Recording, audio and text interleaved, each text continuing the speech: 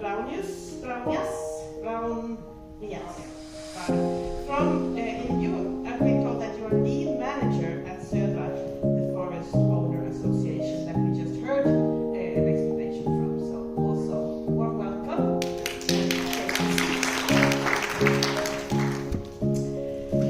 I also like to welcome Ingrida,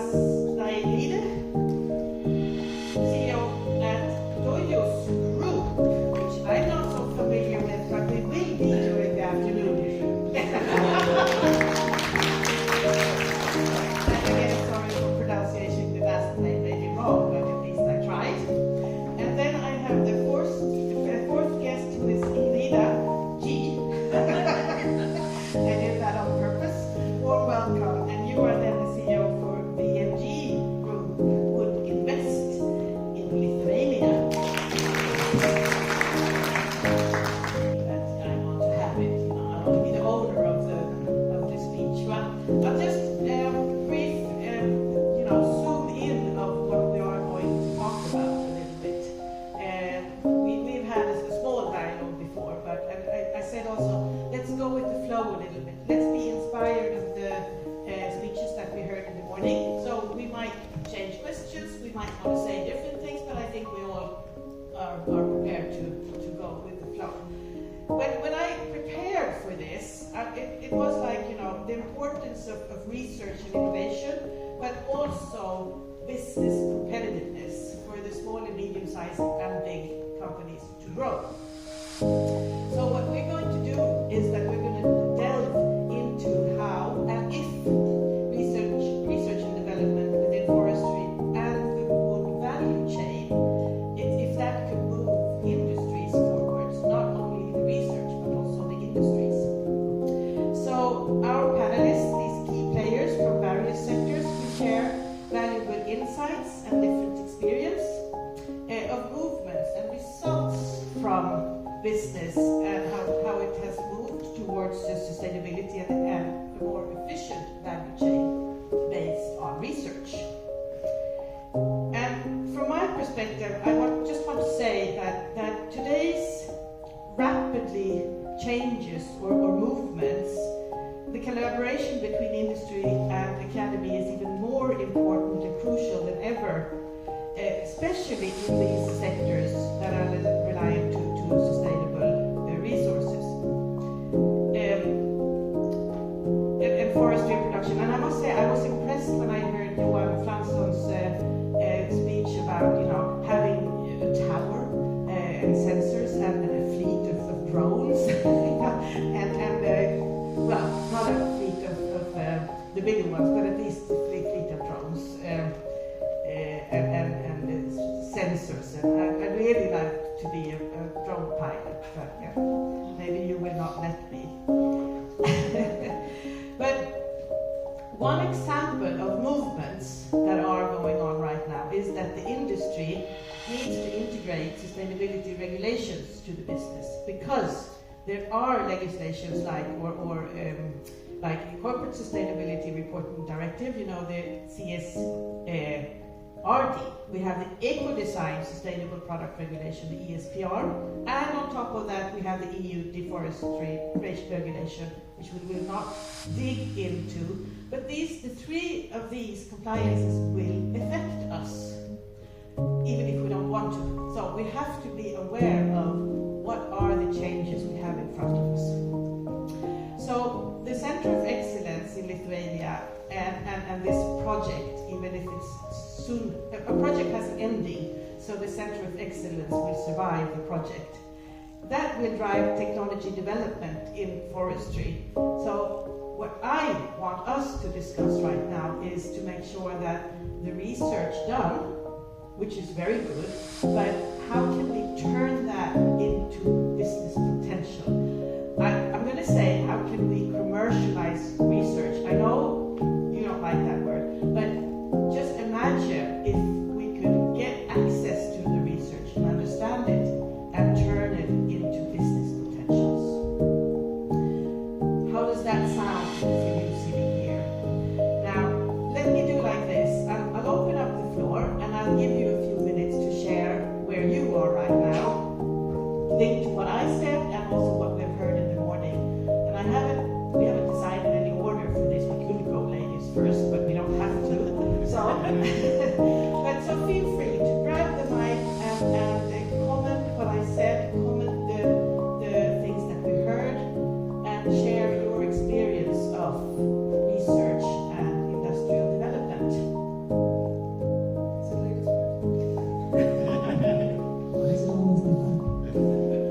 Well, first of all, I want to say big thanks for being here. For me, the first part of the day and the after lunch presentations were really very interesting to listen to. The VMG Group has been investing into these sustainable wood processing solutions for over 20 years. IKEA has been our strategic partner for over 20 years. And being, the leader and not the follower of different solutions in the market, taught and helped us a lot to develop in the same way. Small reflection. Coming back to all the presentations, I can see how much time and different resources are put into research by academia. And at this point, I would like probably to challenge, encourage, and invite to strengthen the stream or the communication with industries, with business. Because it's the saddest thing if so many good things are explored and researched, but nothing comes out of it. We do not capitalize on it throughout the whole economical value chain. We do not train people that would come to work in those industries afterwards based on that research. And this can only happen if we don't communicate enough. On the other hand, again, it probably has to be understood that academia people are a lot smarter than us. And sometimes we want to ask you to speak our language more. And again, it's about communication. As an example, I can say for the forest itself, of course, is the start where the furniture starts, where the paper starts. But there is such a huge and complicated process until any product reaches the final customer. And each customer has developed a huge education path as well. They are more educated, they know what they want, they have high expectations of the product. Not just the quality and the price, but so many things have to be inside that product. They want to understand that it's produced sustainably, using the best technologies and taking care of the environment. And sometimes in wood industry, there are people that only think about how many trees we cut, right? And it's sometimes super difficult actually to explain how that works. That is renewable resource. There has to be things done a certain way. And all these things come together to a point that research helps a lot when we communicate and strengthen that bond between ourselves, so we can actually implement the results in practice and make sure that they live sustainably long after that.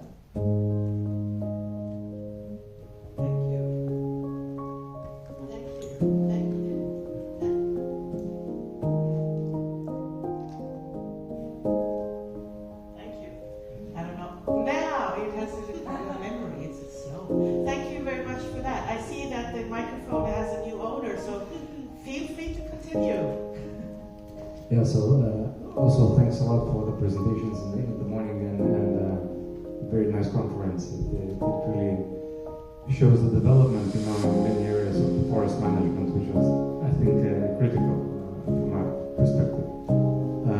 So I'll let you know what the story is. Thank you. So just shortly, we're basically a machinery distributor, not only machinery. My team doesn't allow me to say this anymore because we are technology distributors. So we provide tools for the raw material producers to do the job. So we started in agriculture and in forestry. We brought a new 5 years. So I'm learning a lot even today. But I think the principles are very similar and actually probably even the same. So our customers, the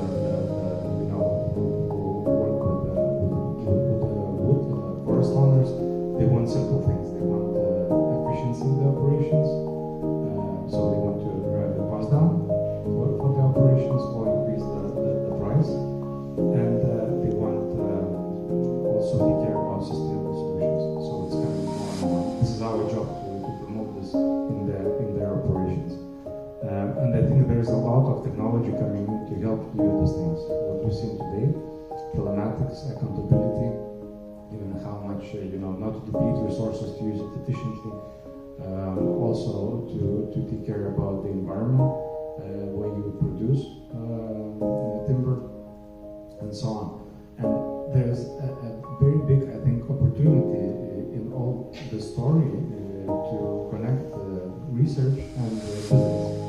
And I agree that the dialogue was not maybe so good. Maybe, both parties, business and academia, were expecting that the other will come forward and propose something good, and this never happens, So there's a wish to do something, but it hardly materializes, But I think especially in this age where we have a lot of data, and insights from the data could be the missing link to combine the both.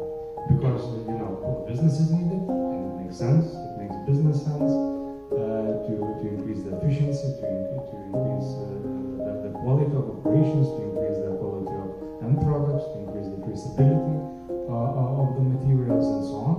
But it also, you can leverage very well the resources and knowledge of academia in this, because it's still a more, you don't need to touch physical product. You can still work with the data in these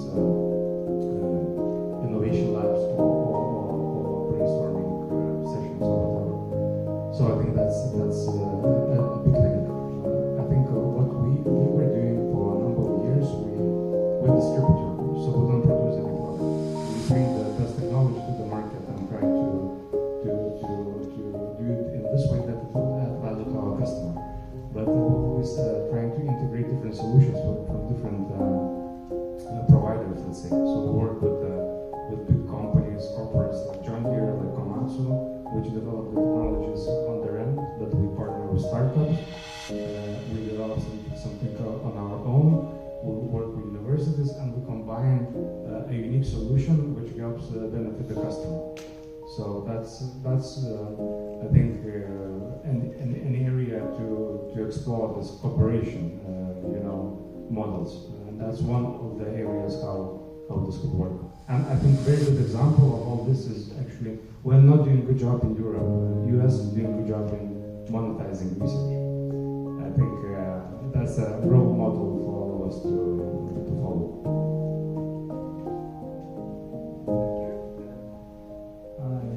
Continue with some of my reflections from the morning. Thank you all for very interesting notes. Two dimensions that I would like to add. My background is in automotive industry and forestry industry. It's rather new for me, and it's as was mentioned in the morning, it's very complex industry. So a lot of individuals when you think about now going into measuring and each and every tree. We're talking about huge numbers. It's very complex and different ages and so on. I think what we're working on now is helping us to deal with the complexity. Because in a day-to-day operation, you have to have rather simple methods and tools and so on to get it done, that it really works. So I believe the tools that we are creating now, if we use them wisely, they will help us to reduce complexity, to make our operations more efficient. So that's one thing that I believe there's a huge potential. Another thing is, you mentioned a little bit the openness and collaboration. I think we need to be very brave to be open and share, because very often I've seen it now, we develop something and we really want to keep it to us because it needs to be a competitive advantage. But I believe the different, or the opposite is true. If we share more openly, then we would have the chance to help out each other, but also be competitors in a good way. Competitors, we have Södra has one big competitor just 20 kilometers west, and it's very good that they are there because they push us, they force us to become more efficient. And I would like to share a short story about knowledge and collaboration. It was 15-20 years ago I visited Stevia, the producer of, among other things, lawnmowers. And when they had opened up their factory to visit us, there were a lot of people from Moscow, one of the main competitors.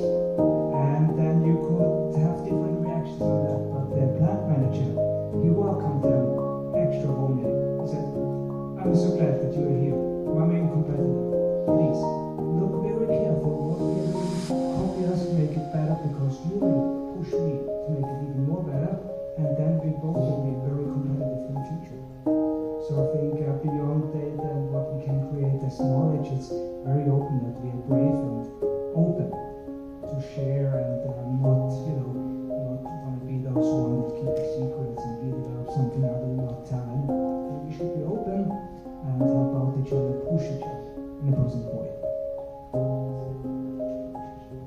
Thank you, and thanks a lot for this start today. We are obsessed by making better products and solutions for our people. We are obsessed by making those products so affordable that most people can afford to enjoy them. And we are obsessed about doing that without doing an impact on the planet. So how does that work? You can say that it's all about value and using the right material for the right application for the right purpose, and not be sloppy about that, but use the best for the right purpose. And obviously wood is a material with incredible value, but within wood there are so many different layers of value, so we're not generalizing or being sloppy about that either. I believe that the future will need wood, virgin wood, extra good virgin wood for certain purposes, board materials for other purposes, recycled wood. That's a very, very big segment to step into. Wood that has been used. If we talk about doing more value for less material, that is absolute basic. But later, when the product needs to be refurbished or be repaired, that you actually can do that by having access to spare parts or keep the value of the product over time. Now I know that legislation is not valuing the time perspective of the product life cycle, but hopefully they will, because the more value, the longer the product lives. And I think every one of us in this room have products that we have inherited by relatives, by being in the family for generations. That is valuable. And they are not thrown away for various reasons. But in the end of the day, a wooden product will be discarded. Where will it end up? Will it end up as firewood? Will it end up in a scrap heap?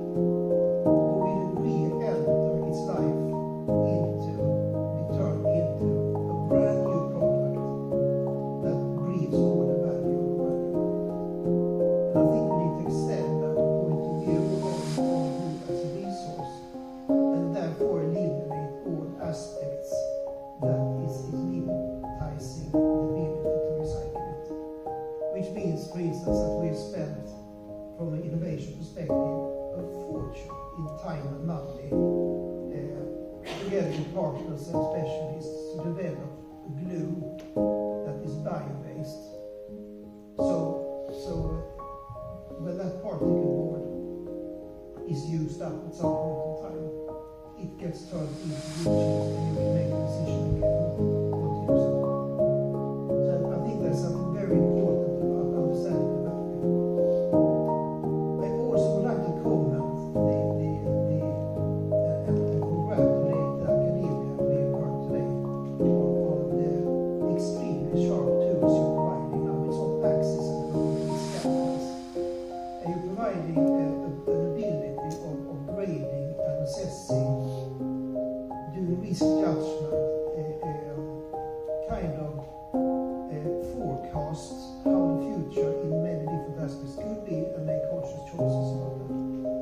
But you would also then provide a completely new way of describing qualities that can be chosen for certain perspectives of certain applications again. The sadness about it is that the legislations we see being developed as we speak are not graduated enough to benefit from that. We talk about the global averages, and nobody lives in the land of average. I always say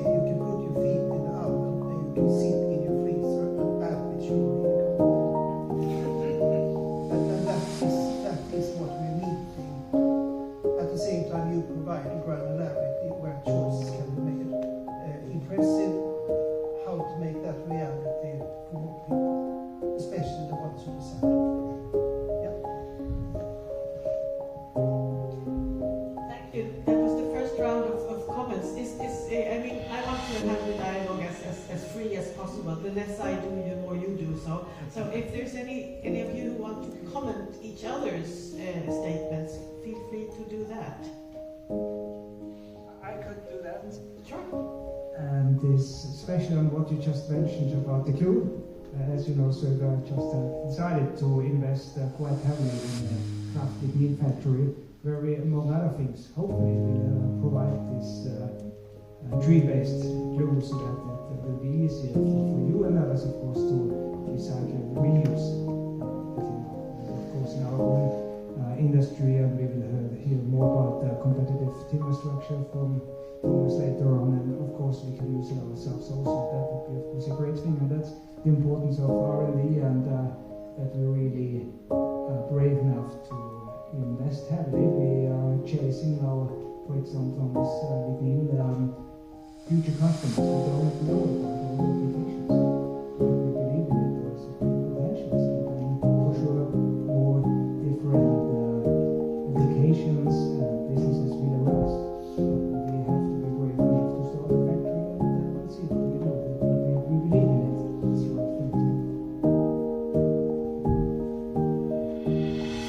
Shortly as well, totally support your comments because it's so close to home.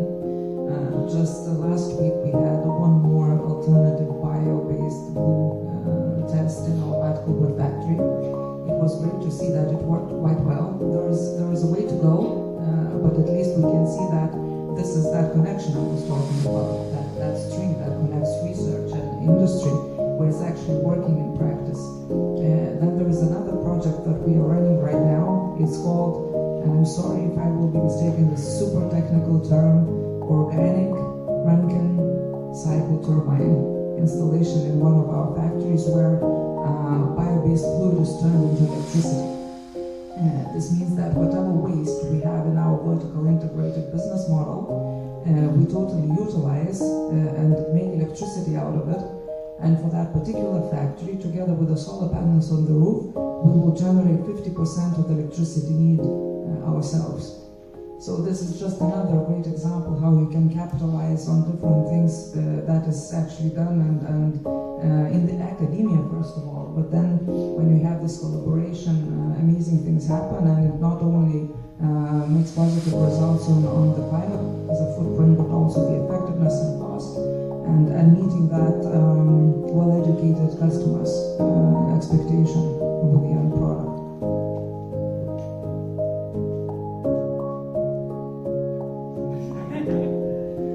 Maybe one more thing that I wanted to mention related to all this is one example is, let's say, carbon sequestration, which also very good avenue to cooperate for academia and business, because the model is being developed. You need theoretical models to sustain it.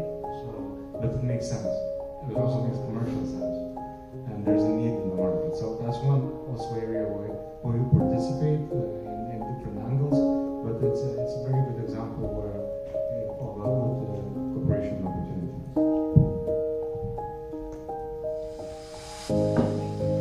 We talk about words like complexity, we talk about cooperation, awareness, how to use data, and we also talk about efficiency and sustainable solution. It's still very abstract, it's a little bit here and there, and we know, we heard one example of investing in glue so that we get, some kind of better board materials. But are there other good examples in the past where you have cooperated with the academy and done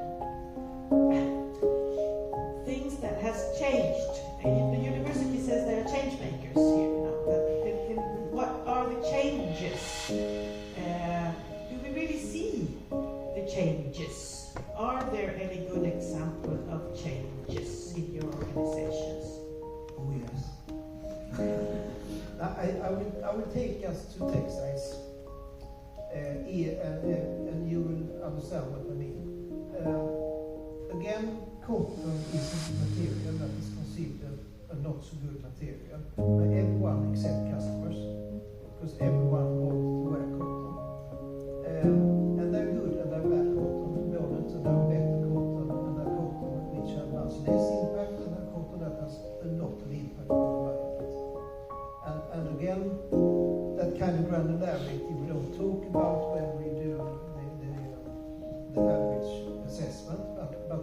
competitiveness. We spend a lot of time with a lot of partners to figure out what blends between viscoses, which is then a wood based kind of fiber, and cotton. And if you really look at how the fabric is made and treated, how can you add these fibers into the cotton fiber mix to create value and at the same time create much better products with low environmental impact. Now everyone, or most people know that viscoses is a very old material. I can relate back to Erik's presentation. He talked about pre-war. We call it wood in Sweden because there was no cotton access due to trade areas and all parts of and wood was viscoses in a way. You use a lot of acids and you use a lot of alkaline chemicals to dissolve the needle fibers and break it down to molecular level and then mix up again into fiber of these properties.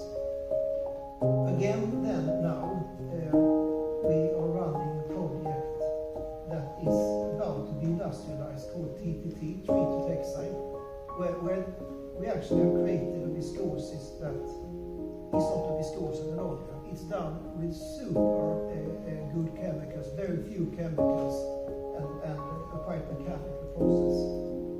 And it's a birth of a new brand of material that doesn't exist. Tried it in t-shirts and whatnot.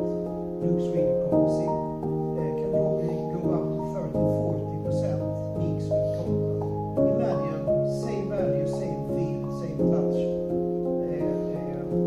Probably same price, not an issue, but perhaps even better. And reducing the cotton need with perhaps 40%. And I mean, we are not a big textile company, but we're probably using 10% of the world cotton consumption today in all our textile products. It's impact. Staying there in this cotton project, it didn't start last year. I know that it started some years Oh ago. God, no, we started 10 years ago. So time investment seems to be important. But what could you? I'm interested in if you could identify some success factors. I mean, what did that project do that other project hasn't done? First of all, it started with a clever girl in my organization that heard of something from someone, and it was literally a couple of students exploring how to break down raw materials, cellulose-based materials, using very, very little chemicals and using new technology. And it was in a two test tubes. It was on test tube level, and they needed funding. And I said, but let's fund it. Let's go in and help. And it took like 3 years until it materialized into something that actually seemed to be probably successful. Then we needed to start to invest money in doing it still in a lab, but in a consistent way to secure that there was concept proof points and evidence that it could work for real. And then some companies was also interested to step in, and then we fed that for a while.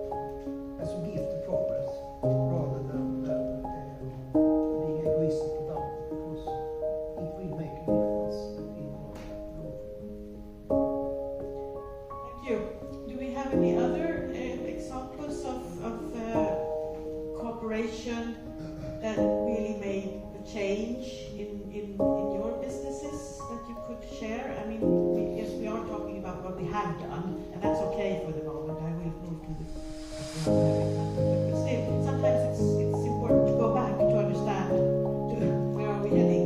So do you have any examples? I'm a bit more down about the chain, so problems are a bit more simple, but let's say Lithuania, around 50% of the forest is managed by the state company. So they were modernizing a lot of things and so on, and one of the problems that we were solving how to let's say account for the jobs for the operators operating the machines. So we managed to calibrate the machines according to Lithuanian standards, and they helped them shift the operators' payroll for the performance, for actual cubic meters. So it increased the efficiency. They needed less people at the end of the day. So that's one example of how you basically with technology can help increase the efficiency down the value chain, which effectively ends up with a lower timber price for the buyers. Second thing is probably we developed, we saw that we have a lot of data coming in from machines. We developed benchmarking reports together with universities actually, which show the operation of machines at different stages and benchmark the machines operating in, let's say, in all over the country. So you can help the customer to identify which of his operations are not, let's say, running around in a lot. And then we can look at the process and also increase the efficiency. So yeah, I'll talk later about it. Thank you. Yeah, I'm just thinking that probably, in short, I can tell one story how our group, how all these things developed within our group, so to say. I have already mentioned that the MG group is running a vertically integrated model, business model, which means that in all of our factories, we're starting from the log and finishing with the final product. So we have control over the whole value chain, and then of course the factories are running 24/7. And historically, all these people that maintain equipment, handle materials, and looking for opportunities, how to save material, what innovations can be brought from that perspective. They were always there. Then these electricians and greatest minds, the software people that would handle the machinery itself, that it saves that material, that it runs sufficiently and on a good speed. They were all in the factories, and one year we just said that we want to centralize that function. And in the group we have created a company called VMG Techniques, and gave them the challenge, let's say, out of that centralization to make sure that they will draw the synergy, use the best practices, because one electrician was working in one factory, another one in another, and then coming together under the same roof, they could actually improve together with the collaboration with the universities and such about the available innovations and research in the area, bring the best results. Some years down, that was not enough, and then this year we have actually opened the largest R&D place in Baltic states. That is situated on the highway Vilnius-Klaipėda, because we saw that they are not managing in that space, they are working in.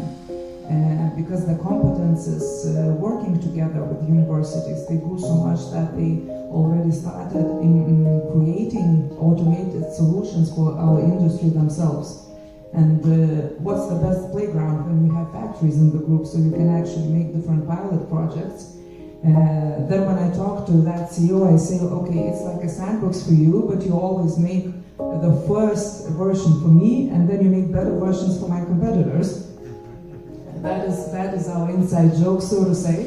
But the thing is that because they are able to make those pilot projects in our factories, that is how they create that know-how, and they can sell that know-how. And then, as exactly you said, that it becomes kind of a sharing of experience among different industries, because now they can sell this know-how not only in wood industry factories, but in others as well. And at the end of the day, now all the other thing that is super important, you know, I don't think Lithuania is just one country that had this issue, but competent labor force. It is an issue in the long run in the industry. And of course, it is our task to create high-value jobs for young people. We were the first ones in Lithuania to create events called Open Industry. So we invited anyone to come and tour the factories, because we wanted to show to, especially to young people, that wood industry is not that thing anymore where you take a saw and just, you know, stand by the log and do that manual work, because that's probably an understanding if you don't see how the factories are operating right now. And all of these efficient automated innovations, they wouldn't be available if we're not collaborating with universities. What I'm after more, that when we look at this forestry research, because it's a lot about material, it's not unlimited. We need to save it, we need to understand how we can capitalize on the fact, what's the best recipe for the particle board. We think we know best already by now, but maybe we don't. So these kind of things, which are still like an open air, just to strengthen this collaboration even more, will bring a lot of value in the long run. Thank you. How was it? Now I've lost track a little bit here, but I guess it's. Do you want to share a good example as well? Or Yes, I can happily do that. We have a lot of examples here with videos, obviously they're close together, but maybe more from process perspective, because we have within Södra quite a big department, its own business area, it's called innovation, and through that we have a very close partnership with many universities and also many former researchers which joined Södra, and by that I think it's very good to have these networks. Maybe one researcher that's working for us now had previously done research in wood treatment, for example, and brings now this knowledge right into Södra with the background, with the researchers, with a lot of data and so on. So it's maybe not always about breakthroughs, but continuous exchange of knowledge and networking to pick up the small ideas as you presented. Somebody heard something, for example, and to create this open atmosphere, which I like a lot. We hear that about that at IKEA, and it's really, wherever you are in the organization, you do that.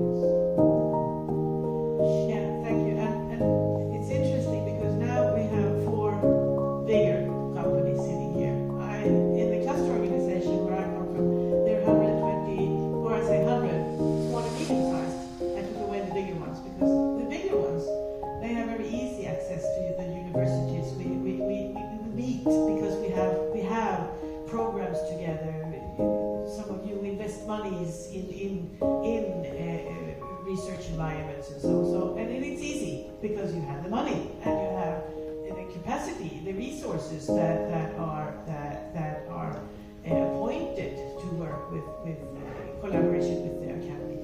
But just imagine the 100 small and medium-sized companies in the furniture area. You see them on the map. They're located more or less where we are right now. They also need to develop. They also want to say that we want to be more efficient, we want to be more profitable, and so on. So I'm going to reach out to the researchers and say, also don't forget them.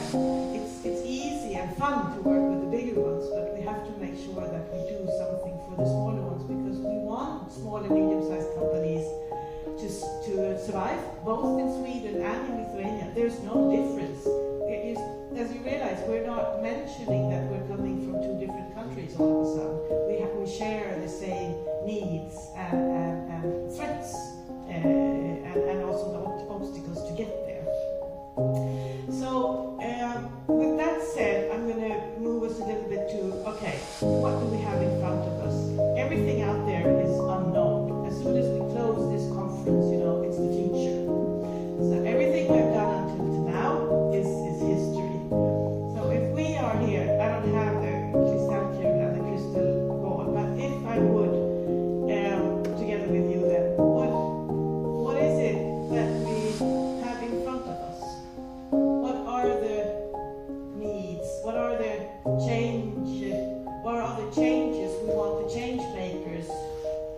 to do. Of course it's unknown. I know it's unknown. But if we dare now to go beyond where we are right now, to make IKEA stay where it is, the Södra is Dojos and DMG, you know,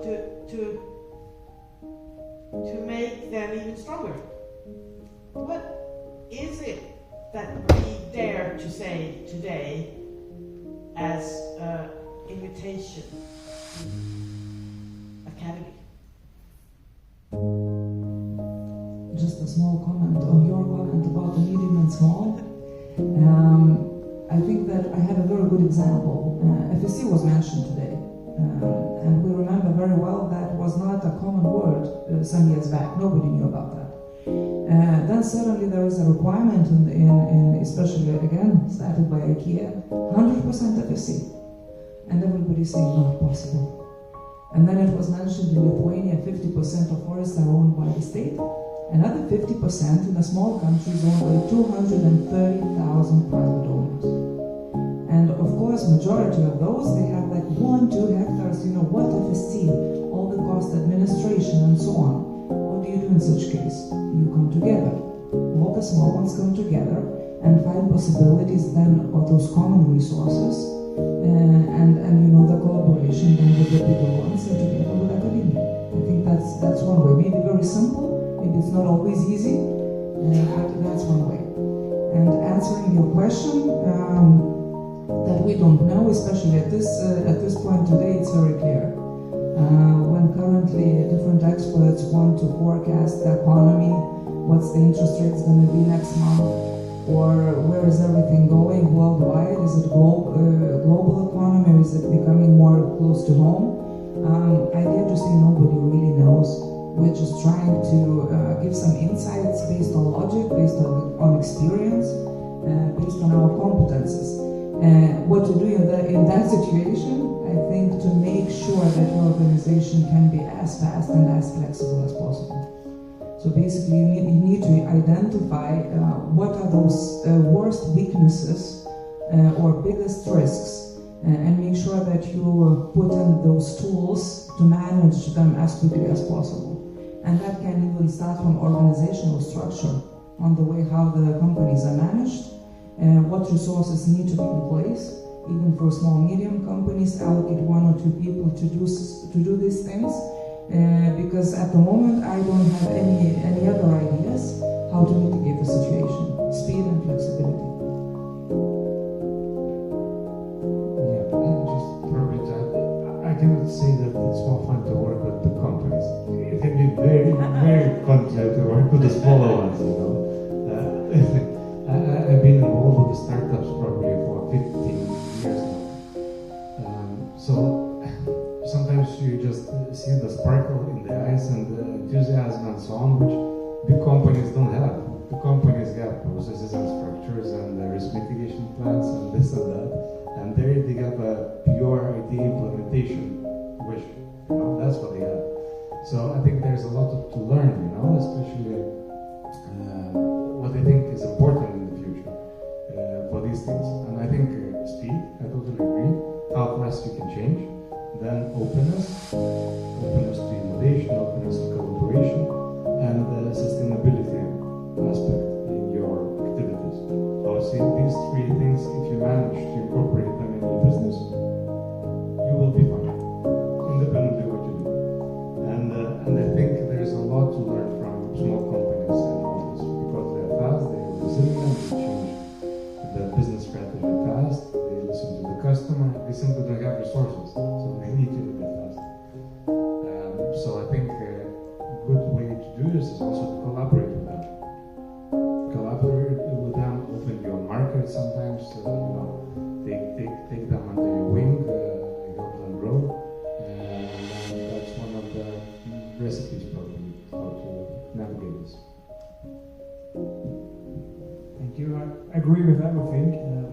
If I turn it more into the forest industry, it's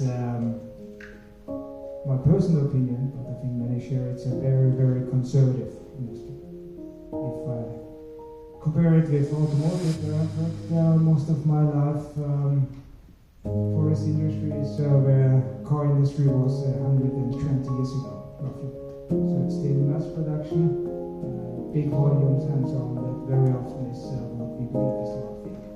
So I think to cope with this uncertain future, we really need to embrace change, doing things differently, and do maybe things that other industries are already doing.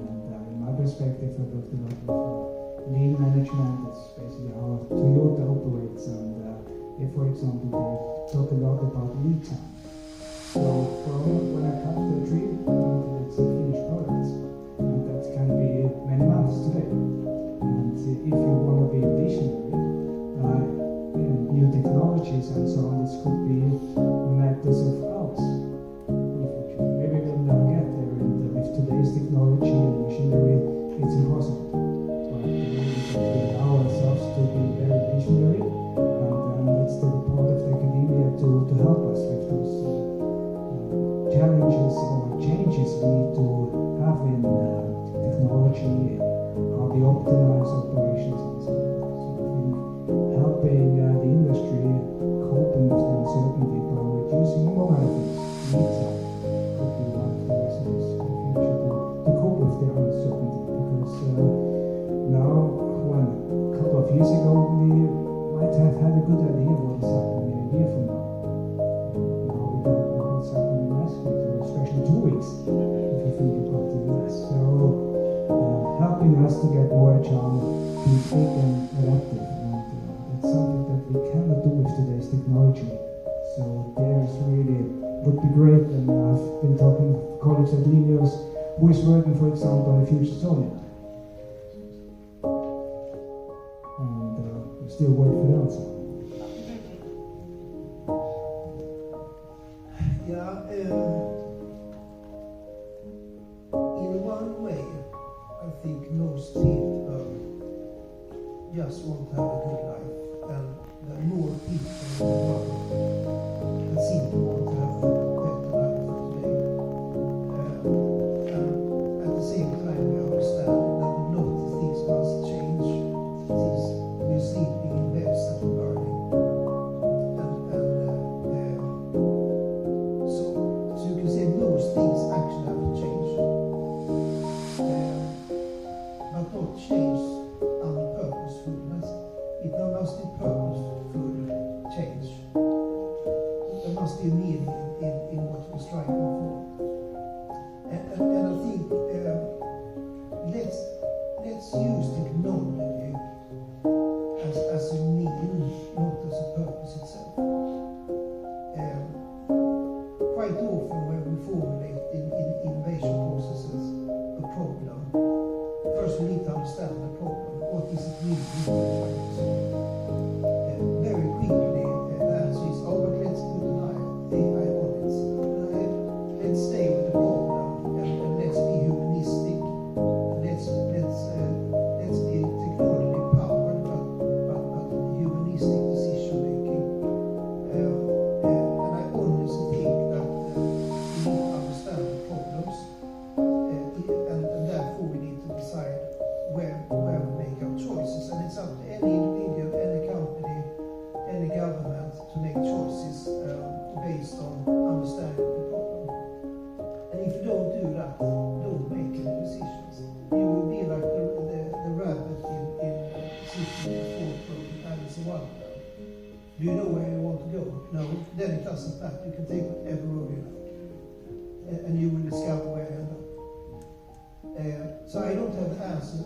I have a to-do list. Most of that to-do list has to do with reducing environmental impact while understanding what people need tomorrow, not today. And both those problems are equally important. Because delivering something no one wants, that is wasteful. But delivering something that everyone wants, that is killing the planet, is wasteful as well. That's my answer. Thank you very much. I think it's very interesting. Every change has to have a meaning, and I also realized that this contradiction between the eagerness to change but also you said conservative, and I always say that furniture industry in Sweden is very traditional. So it is really contradictory issues we're talking about. We want to change. We know that change is good as long as it doesn't involve me. But you know. Now I'm going to summarize this in a little bit way, but I'd like to see if is there any question from the audience that I'm so eager that I want to ask somebody something that I will accept it. So just if there are, I'm not forcing you to ask questions, but if there is, then you just lost the chance. No, but I think this last round was a perfect summary of what they've said. So I will not ask you to say more unless you feel eager to say something before we close the session. There was a need. Yes. Thank you.